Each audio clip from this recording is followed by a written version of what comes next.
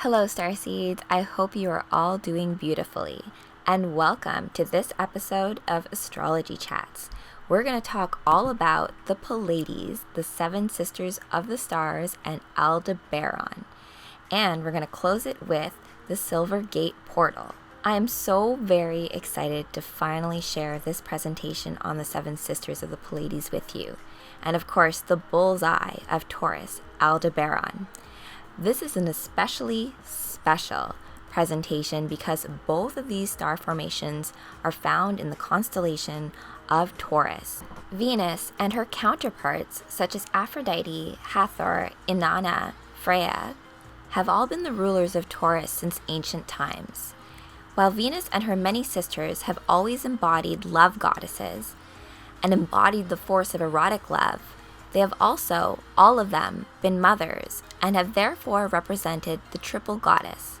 This is the virgin, mother, and wise woman in the second, physically productive phase of her life. And while Taurus's great bullseye star, Aldebaran, has always been identified with Mars or Aries and other male war gods because of its great red color and giant size, the feminine star family of the Pleiades is at the back end of Taurus, perhaps to suggest the double nature of the sign, that is the formidable bull in the front and the prolific cow in the back, where the milk and the calves emerge. And so for the goddess to return, the warrior must activate and create a path.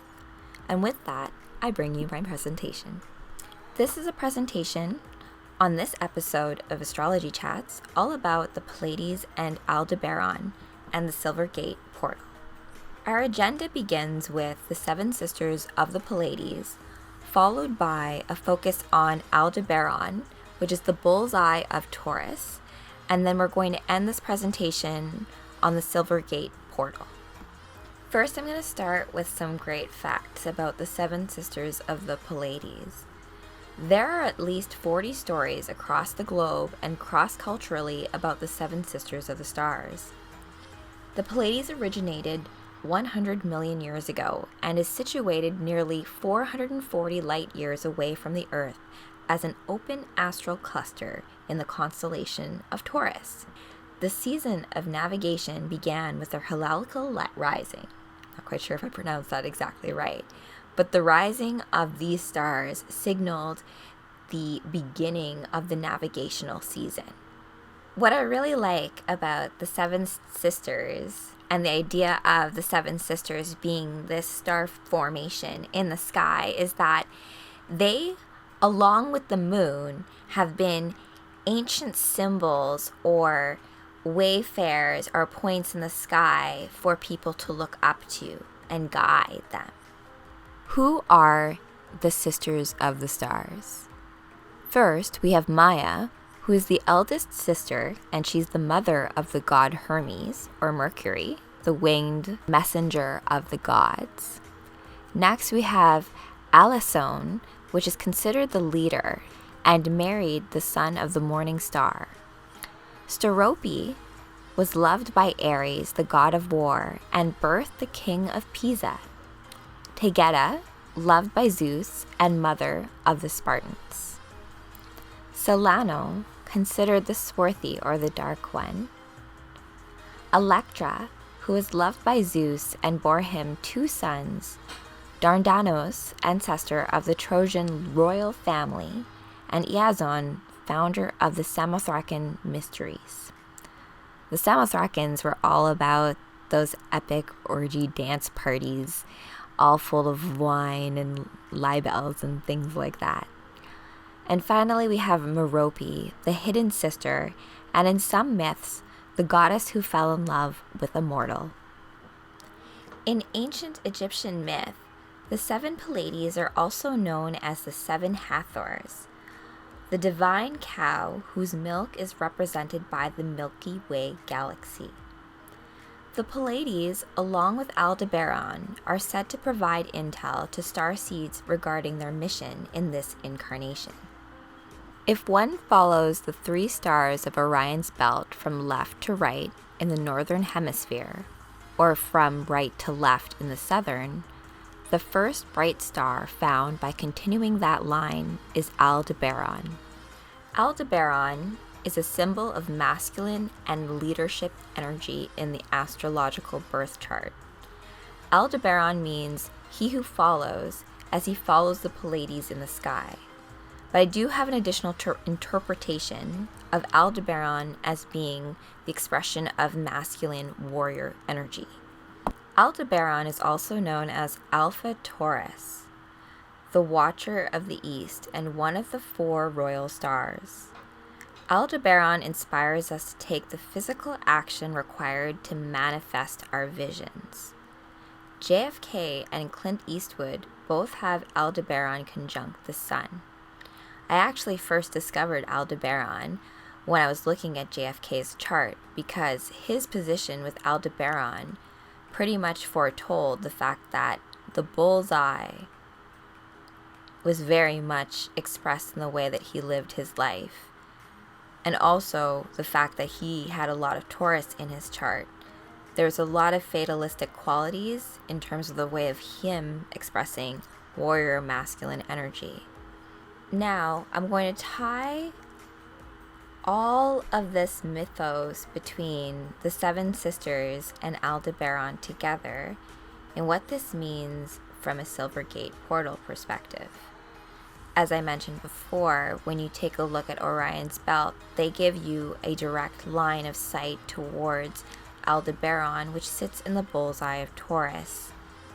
What this also means is that position, you can see right here, is considered the birthplace of souls or starseeds, Orion's belt.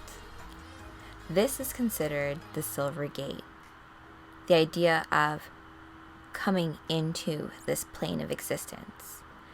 There's also something that's known as the Golden Gate, which has been theorized to have been opened in late 2012, which has everything to do with the solar function and timeline of that energy.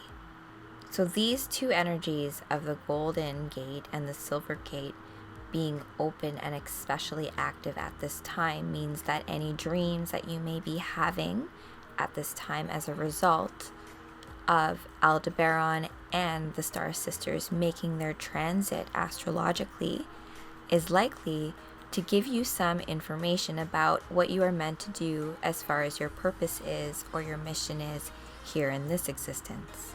And so from that perspective, if we take a closer look at this graphic, you can see that there is a grand symphony of cosmic energy working its way around the Earth as the sun and the Earth move alongside each other. And as the stars dance alongside the sun and the Earth, and our souls interplay between that, there's a matter of moving forward as well as understanding what has come from the past. And if you're feeling especially sensitive right now, it will be because there is a calling to all of us to finally be behaving in accordance to what our mission is or what our true purpose is as a soul here on this plane. To go into a bit more detail about the Silvergate portal, it's considered the entrance point for souls traveling to or reincarnating back to Earth, and contains king codes for the new moon. The intersection point made between the 2 circuits located between Taurus and Gemini constellations is known as the Silver Gate. The intersection point of the 2 circuits between Scorpio and Sagittarius constellations, right under Orpheus's right foot, is known as the Golden Gate. And so the gate that is facing the solar energy is known as the Golden Gate. And the gate that is facing the constellations Taurus and Gemini is known as the Silver Gate. I finally wanted to leave this presentation short and sweet. For more magic, you can always email us at kevinrachelz@protonmail.com, or check us out on our website, or to book an astrology reading with myself at sacredsomaalchemy.com, or you can always follow us on Instagram at Sacred Soma Alchemy or at the Warrior Class on Locals. Thank you so much for joining me this evening for this astrology chat about the seven sisters of the Pleiades and Aldebaran. I've been having a couple of frame rate issues when it comes to recording with OBS, and hopefully I can resolve that very soon. But the point is that the message gets out there. So I hope that you found that this presentation was informative and that you can take this intel and apply it to your dreams and your mission here on this plane of existence. So until then, starseeds, have a beautiful evening, have a beautiful day wherever you are.